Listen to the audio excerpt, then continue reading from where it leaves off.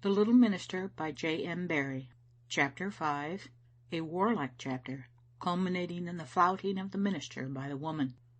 "Mr. Dishart!" Jean had clutched at Gavin in Bank Street. Her hair was streaming and her wrapper but half buttoned. "Oh, Mr. Dishart, look at the mistress. I could not keep her in the manse." Gavin saw his mother beside him, bareheaded, trembling. "Oh, could I sit still, Gavin, and the town full of the skirls of women and bairns? Oh, Gavin, what can I do for them? They will suffer most this night." As Gavin took her hand, he knew that Margaret felt for the people more than he. "But you must go home, mother," he said, "and leave me to do my duty. I will take you myself if you will not go with Jean. Be careful of her, Jean." "Ay, will I," Jean answered, then burst into tears. "Mr. Dishart," she cried, "if they take my father, they'd best take me mither too." The two women went back to the manse, where Jean relit the fire, having nothing else to do, and boiled the kettle, while Margaret wandered in anguish from room to room. Men nearly naked ran past Gavin, seeking to escape from Thrums by the fields he had descended. When he shouted to them, they only ran faster. A Tillyloss weaver whom he tried to stop struck him savagely and sped past to the square. In Bank Street, which was full of people at one moment and empty the next, the minister stumbled over Charles Yuill. "Take me and welcome," Yuill cried, mistaking Gavin for the enemy. He had only one arm through the sleeve of his jacket, and his feet were bare. "I am Mr. Dishart. Are the soldiers already in the square, Yuill?" "They'll be there in a minute." And the man was so weak that Gavin had to hold him. "Be a man, Charles. You have nothing to fear. It is not such as you the soldiers have come for.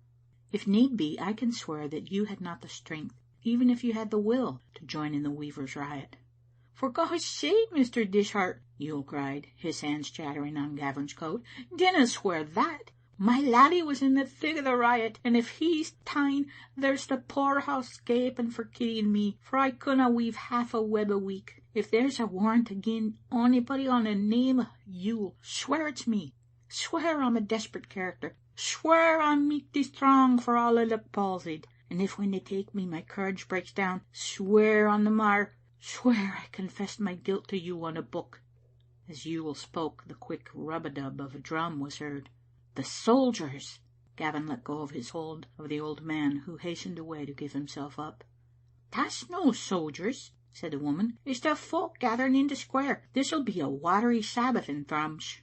"Rob Dow!" shouted Gavin, as Dow flung past with a scythe in his hand. "Lay down that scythe." "The hell with religion," Rob retorted fiercely. "It spoils a thing." "Lay down that scythe, I command you." Rob stopped undecidedly, then cast the scythe from him, but its rattle on the stones was more than he could bear. "I winna," he cried, and picking it up, ran to the square. An upper window in Bank Street opened, and Dr. McQueen put his head out. He was smoking, as usual. "Mr. Dishart," he said, "you will return home at once if you are a wise man. Or better still, come in here. You can do nothing with these people tonight." "I can stop their fighting." "You will only make black blood between them and you." "Dinna heed him, Mr. Dishart," cried some women. "You had better heed him," cried a man. "I will not desert my people," Gavin said. "Listen then to my prescription," the doctor replied. "Drive that gypsy lassie out of town before the soldiers reach it. She is firing the men to a red heat through sheer devilry." "She brocht the news, or we would have been nipped in our beds," some people cried. "Does any one know who she is?" Gavin demanded, but all shook their heads. The Egyptian, as they called her, had never been seen in these parts before. "Has any other person seen the soldiers?" he asked. "Perhaps this is a false alarm." "Several have seen them within the last few minutes," the doctor answered. "They came from Tillydrum and were advancing on us from the south, but when they heard that we had got the alarm, they stopped at the top of the brae, near T'nowhead's farm. Man, you would take these things more coolly if you smoked." "Show me this woman," Gavin said sternly to those who had been listening. Then a stream of people carried him into the square. The square has altered little, even in these days of enterprise, when Tillyloss has become Newton Bank and the Craft Head Croft Terrace, with enamelled labels on them for the guidance of slow people who forget their address and have to run to the end of the street and look up every time they write a letter. The stones on which the butterwives sat have disappeared, and with them the clay walls and the outside stairs. Gone too is the stair of the townhouse, from the top of which the drummer roared the gossip of the week on Sabbaths to country folk, to the scandal of all who knew that the proper thing on that day is to keep your blinds down. But the townhouse itself, round and red, still makes the exit to the south troublesome.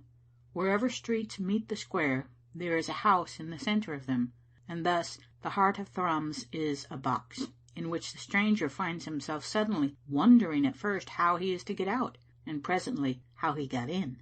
To Gavin, who never before had seen a score of people in the square at once, here was a sight strange and terrible. Andrew Struthers, an old soldier, stood on the outside stair of the townhouse, shouting words of command to some 50 weavers, many of them scantily clad, but all armed with pikes and poles. Most were known to the little minister, but they wore faces that were new to him. Newcomers joined the body every moment. If the drill was clumsy, the men were fierce. Hundreds of people gathered around, some screaming, some shaking their fists at the old soldier, many trying to pluck their relatives out of danger. Gavin could not see the Egyptian. Women and old men, fighting for the possession of his ear, implored him to disperse the armed band. He ran up the townhouse stair, and in a moment it had become a pulpit. "Dinna dare to interfere, Mr. Dishart," Struthers said savagely. "Andrew Struthers," said Gavin solemnly, "in the name of God I order you to leave me alone. If you don't," he added ferociously, "I'll fling you over the stair." "Dinna heed him, Andrew," someone shouted, and another cried, "He canna understand our sufferings. He has dinner ilka day." Struthers faltered, however, and Gavin cast his eye over the armed men. "Rob Dow," he said, "William Carmichael, Thomas Wamond, William Munn, Alexander Hobart, Henders Haggart, step forward." These were the Ad Leaks, and when they found that the minister would not take his eyes off them, they obeyed, all save Rob Dow. "Never mind him, Rob," said the atheist Cruikshanks. "It's better playing cards in hell than singing psalms in heaven." "Joseph Cruikshanks," responded Gavin grimly, "you will find no cards down there." Then Rob also came to the foot of the stair. There was some angry muttering from the crowd, and young Charles Yuill exclaimed, "Curse you, would you lord it o'er us on weekdays as weel as on the Sabbath?" "Lay down your weapons," Gavin said to the 6 men. They looked at each other. Hobart slipped his pike behind his back. "I hae no weapon," he said slyly. "Let me hae my fling this nicht," Dow entreated, "and I'll promise to bide sober for a 12-month." "Oh, Rob, Rob," the minister said bitterly, "are you the man I prayed with a few hours ago?"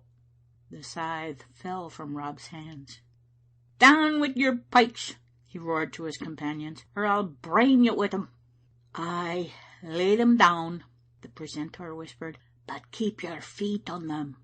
Then the minister, who was shaking with excitement, though he did not know it, stretched forth his arms for silence, and it came so suddenly as to frighten the people in the neighbouring streets.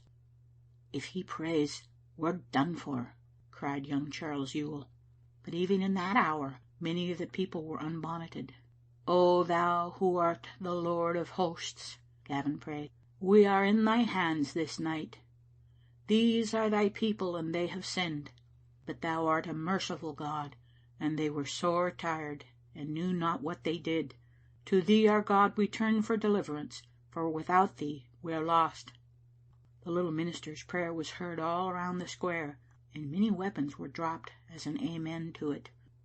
"If you fight," cried Gavin, brightening as he heard the clatter of the iron on the stones, "your wives and children may be shot in the streets. These soldiers have come for 12 of you. Will you be benefited if they take away 100? "Oh, hearken to him," cried many women. "I winna," answered a man, "for I'm ane o' the 12. Whaur's the Egyptian?" "Here." Gavin saw the crowd open, and the woman of Windyghoul came out of it, and while he should have denounced her, he only blinked, for once more Her loveliness struck him full in the eyes. She was beside him on the stair before he became a minister again. "How dare you, woman?" he cried, but she flung a rowan berry at him. "If I were a man," she exclaimed, addressing the people, "I wouldna let myself be catched like a mouse in a trap." "We winna," some answered. "What kind o' women are you?" cried the Egyptian, her face gleaming as she turned to her own sex, "that bid your menfolk gang to gaol when a bold front would lead them to safety? Do you want to be husbandless and hammerless?" "Disperse, I command you," cried Gavin. "This abandoned woman is inciting you to riot." "Dinna heed this little man," the Egyptian retorted. It is curious to know that even at this anxious moment Gavin winced because she called him little. "She has the face of a mischief maker," he shouted, "and her words are evil." "You men and women of Thrums," she responded, "ken that I wish you weel by the service I hae done you this nicht. Wha telled you the soldiers was coming? It was you. It was you." "Ay, and mony a mile I ran to bring the news. Listen, and I'll tell you mair." "She has a false tongue," Gavin cried. "Listen not to this brazen woman." "What I have to tell," she said, "is as true as what I've telled already, and how true that is you a ken. You're wondering how the soldiers has come to a stop at the top of the brae instead of marching on the town. Here's the reason. They agreed to march straucht to the square if the alarm wasna given, but if it was, they were to break into small bodies and surround the town so that you could not get out. That's what they're doing now." At this the screams were redoubled, and many men lifted the weapons they had dropped.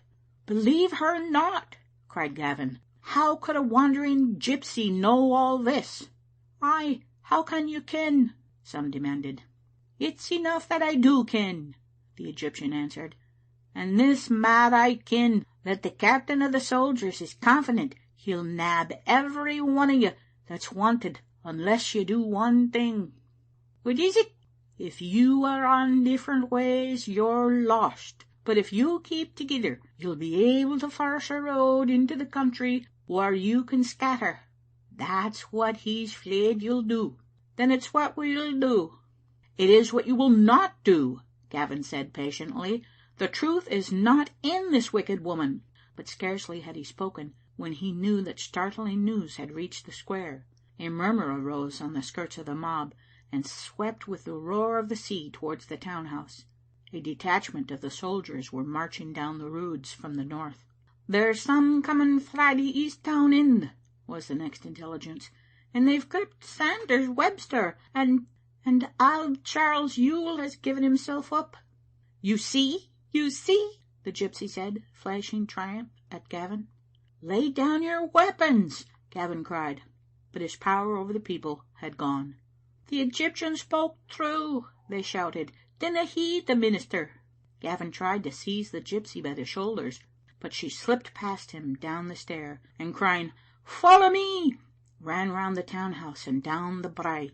"Woman," he shouted after her, but she only waved her arms scornfully. The people followed her, many of the men still grasping their weapons, but all in disorder.